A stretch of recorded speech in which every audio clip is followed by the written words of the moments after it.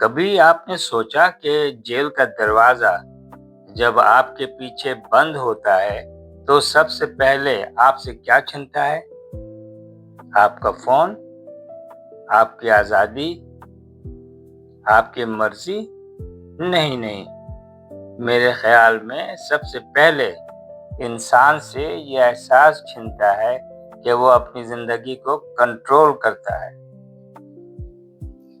آج میں آپ کو ڈیوس کاؤنٹی جیل کی ان دیواروں کے پیچھے لے چلتا ہوں جہاں میں نے انسان کو ایک بالکل مختلف شکل میں دیکھا ہے۔ السلام علیکم، میں ہوں شاہ صدیقی اور آپ دیکھ رہے ہیں میرا پوڈ کاسٹ شاہ جی سے گفتگو کا چوتھا ایپیسوڈ ہے۔ آج 10 اگست 2026 اور سوموار کا دن ہے۔ ناظرین، آج کی گفتگو میرے لیے کچھ مختلف ہے کیونکہ آج میں کسی کتاب، کسی خبر یا کسی دوسرے شخص کا قصہ نہیں سنا رہا، بلکہ آج بات ہے ڈیلس کاؤنٹی جیل کے اندر کی دنیا کی۔ ایک ایسی دنیا جسے باہر سے ہم صرف ایک عمارت سمجھتے ہیں۔ عدالت نے فیصلہ کیا، آدمی کو پولیس جیل لے گئی اور بس کہانی ختم۔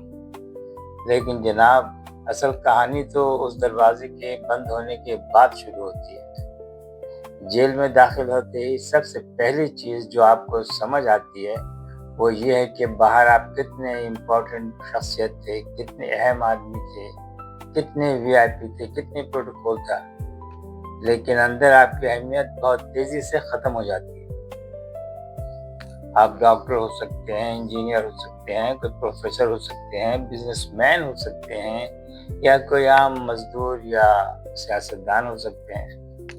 آپ کے پاس عزت، عہدہ، بینک بیلنس، آپ کے پاس بڑا گھر ہو سکتا ہے، اچھی گاڑی، لیکن جیل کے اندر وہاں یہ سب چیزیں دروازے کے باہر رہ جاتی ہیں۔ جیسے ہی دروازے کے اندر داخل ہوتے ہیں، انسان سے بندہ انمیٹ بن جاتا ہے، صرف انمیٹ۔ اور شاید یہی جیل کا پہلا بڑا سبق ہے۔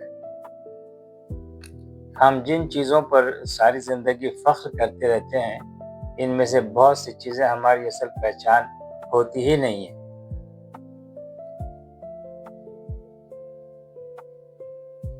جیل کے اندر وقت بھی عجیب چیز بن جاتا ہے۔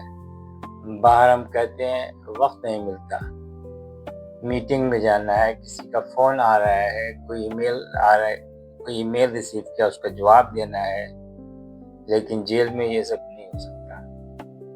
وہی وقت جو باہر کم پڑتا ہے، اچانک اتنا زیادہ ہو جاتا ہے کہ سمجھ میں نہیں آتا کہ کیا کریں۔ گھڑی کی سوئی شاید اسی رفتار سے چلتی ہے۔ اور ویسے بھی وہاں جیل میں جہاں قیدیوں کو رکھا جاتا ہے کوئی گھڑی وڑی نہیں ہوتی۔ وہی وقت جو باہر کم پڑتا ہے اچانک اتنا زیادہ ہو جاتا ہے کہ سمجھ نہیں آتی کہ اس کا کریں کیا۔ گھڑی کی سوئی شاید اسی رفتار سے چلتی ہے، مگر انسان کے ذہن میں وقت بہت آہستہ آہستہ چلنے لگتا ہے، اور جب ڈسٹریکشن ختم ہو جائے تو انسان کے پاس ایک بہت خطرناک کمپینین رہ جاتا ہے، اس کے اپنے خیالات۔ آپ سوچتے ہیں اپنے فیصلوں کے بارے میں، اپنے گھر والوں کے بارے میں، اور کبھی کبھی ان لوگوں کے بارے میں جنہیں ہم باہر ہوتے ہوئے وقت نہیں دے سکے تھے۔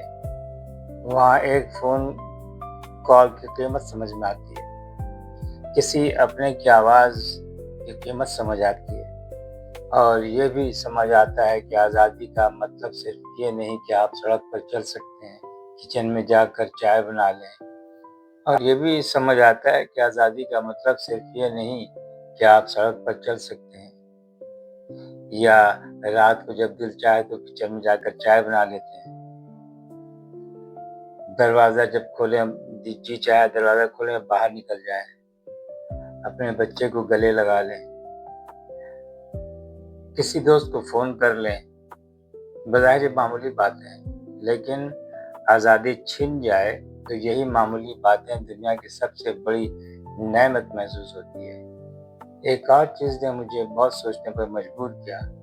جیل کے اندر آپ مختلف قسم کے لوگوں سے ملتے ہیں اور باہر بیٹھ کر ہم بہت آسانی سے فیصلہ کر دیتے ہیں، یہ کرمنل ہے، یہ بدماش ہے، یہ برا آدمی ہے، اس نے جرم کیا ہے، اسے سزا ضرور ملنی چاہیے۔ قانون اپنی جگہ ہے، جرم کی ذمہ داری بھی اپنی جگہ ہے، لیکن جب آپ کسی انسان کے ساتھ بیٹھتے ہیں، اس کی کہانی سنتے ہیں، تب معلوم ہوتا ہے کہ بلیک اینڈ وائٹ زندگی ہمیشہ نہیں ہوتی۔ کسی نے واقعی سنگین غلطی کی ہوتی ہے، کسی نے غصے میں اپنی زندگی خراب کر لی،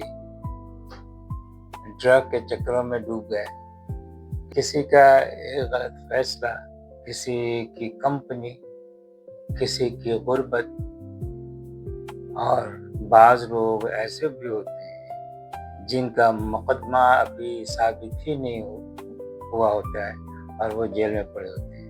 تب ایک بات بہت شدت سے محسوس ہوتی ہے کہ پیچھے ایک انسان بھی ہوتا ہے، فائل ہوتی ہے، مگر ہر قیدی کی ایک فائل ہوتی ہے، اور اس کے پیچھے ایک ماں، ایک باپ، ایک بیوی، ایک شوہر یا کوئی ایسا شخص ہوتا ہے جو باہر اس کا انتظار کر رہا ہوتا ہے۔ اس کا یہ مطلب نہیں کہ جرم کو جسٹیفائی کیا جائے، بالکل نہیں، لیکن جرم سے نفرت اور انسان کو سمجھنے کی کوشش دونوں ایک ساتھ ممکن ہے۔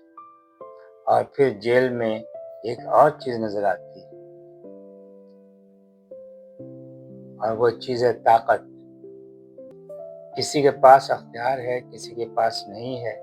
باہر ہمیں چوائس کی عادت ہوتی ہے، کیا کھانا ہے، کب سونا ہے، کہاں جانا ہے، کس کو فون کرنا ہے۔